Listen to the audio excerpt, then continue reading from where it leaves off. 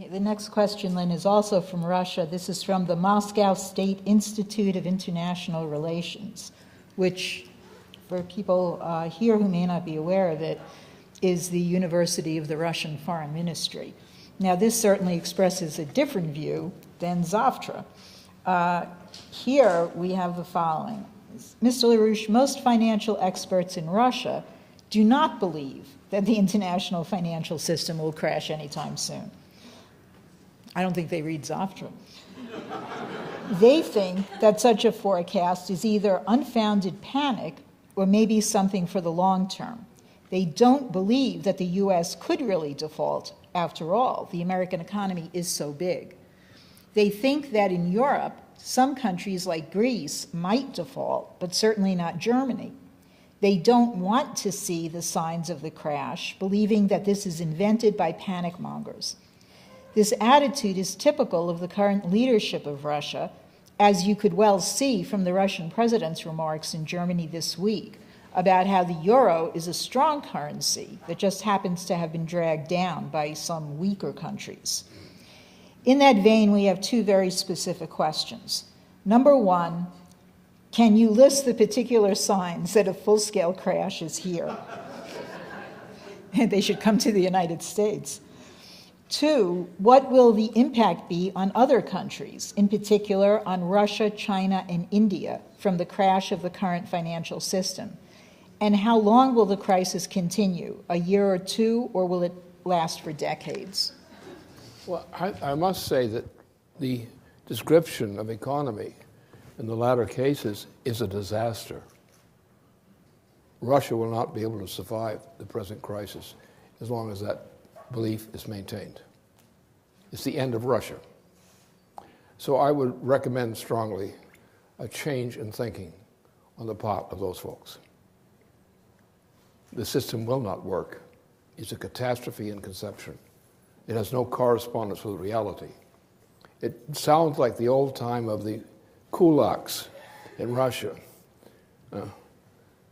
of the so-called kulak, the fist that's grabbing something it calls money and says, "This is my money." And it's something left over from the worst aspects of the system of Russia, which is known as the kulak system and so forth. Value what we are faced now, contrary to what these fellows are deluded into believing.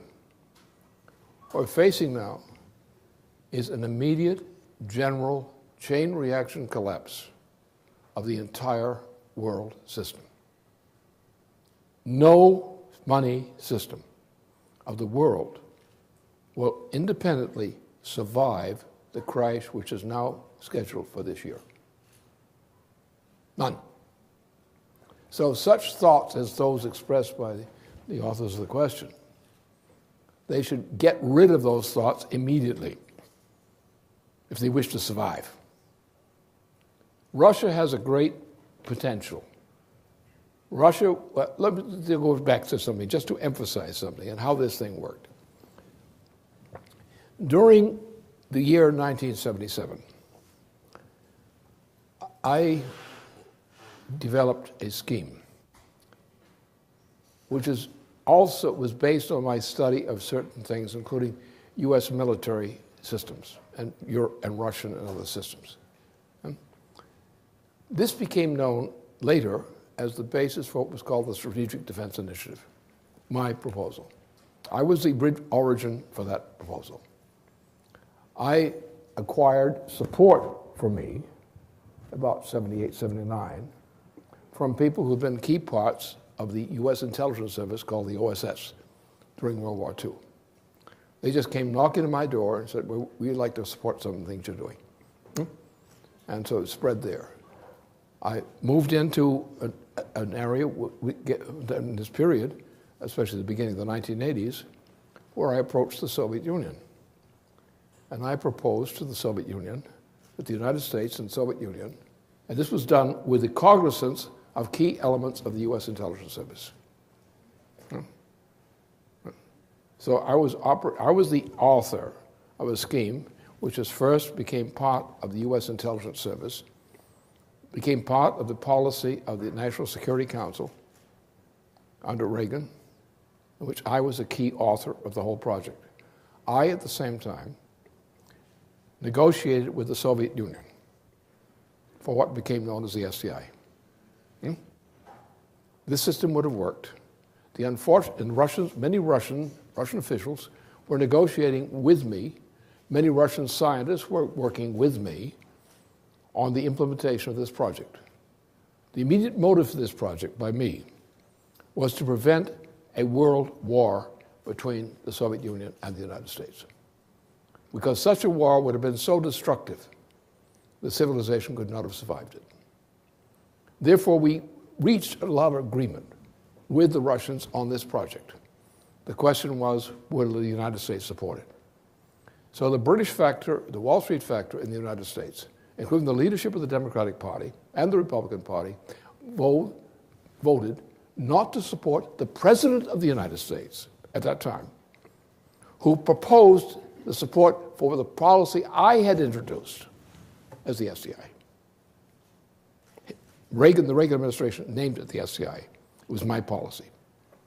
This policy was not merely a U.S.-Russian relationship. You would find in the ranks of people with whom I was associated the leading general officers in Germany, the leading general officers in France, leading general officers in Italy and elsewhere. This was my baby. The result of the failure to support by, first of all, this British agent, Gorbachev, under puff before him. These British agents created a situation which led to the destruction of the Soviet Union. Not merely of the Soviet Union, but the destruction of whole sections of Russia as such, and beyond. It led to the general collapse of the European system in 1979, 1980, or 1989, 90. Because the damn fools thought they were smarter than I was. That's simple. What happened to Russia? Well, the British took Russia apart. They destroyed it.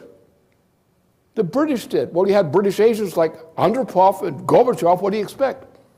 What do British agents do when they're working in leading positions in Russia or the Soviet Union earlier? They do what British agents do. Andropov was a British agent. Gorbachev is still a British agent, even today, and so forth and so on. So my purpose was to save civilization for this kind of war. The damn British screwed this thing up with their agents in Russian guise, and the result was the destruction of the Soviet Union and of Russia itself. You take the destruction that has occurred in Russia under the post-Soviet system, one of the greatest destructions of one of the most powerful nations of the world. It was almost like turning Russia into another African state, was the effect. Damned fools. And it was these kinds of damned fool ideas used by the British through agencies such as the International Institute for Applied Systems Analysis, based in Austria, but it's a British institution. British institutions are running Russia. There's some people in Russia who are patriots. But on this question, their understanding of economy is highly deficient. Their belief in monetary systems is the root of the problem. But there are complications, really kookish kind of thing. You might say kulak thinking. Well, my determination today is still to save Russia. But I can't save Russia if they insist on foolish ideas. My intentions are friendly, very amiable. I'm concerned about the injustice done to Russians in general.